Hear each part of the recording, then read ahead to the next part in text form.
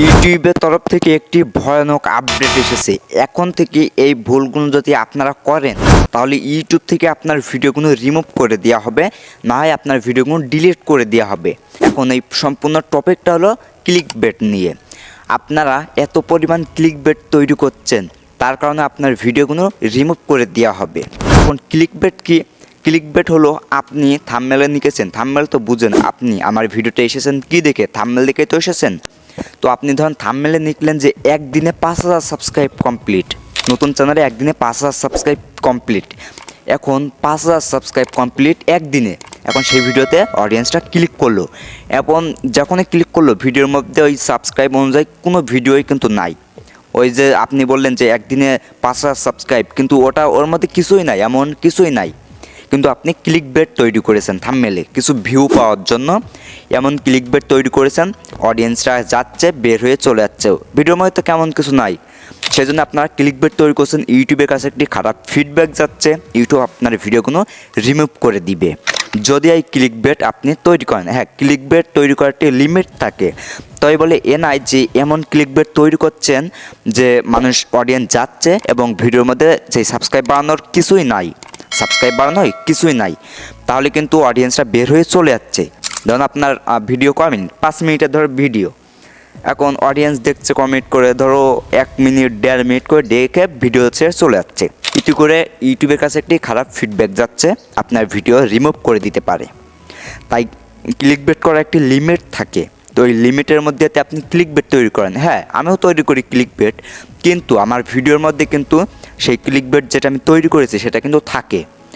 কিন্তু এই বলে নাই যে এত ক্লিকবেট করবেন, ভিউ পাওয়ার জন্য কিন্তু ক্লিকবেট করা যায়, কিন্তু এটা হলো আসল করতে হবে, ভিডিওর মধ্যে থাকতে হবে।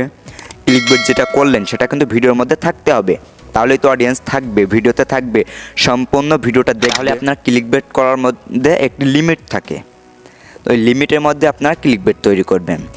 এখন 2 নাম্বার ভুল হলো, সেটা হলো কি? সেটা টাইটেল। যে টাইটেল লেখেন আপনারা, টাইটেলে আপনারা উল্টোপাল্টা কিছু লিখে ফেলেন।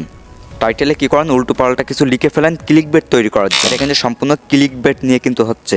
এই ক্লিকবেটের কারণে কিন্তু আপনার ভিডিওগুলো ইউটিউব থেকে রিমুভ করে দিয়ে যাচ্ছে, ডিলিট করে দিয়ে যাচ্ছে, শুধুমাত্র ক্লিকবেট করার জন্য।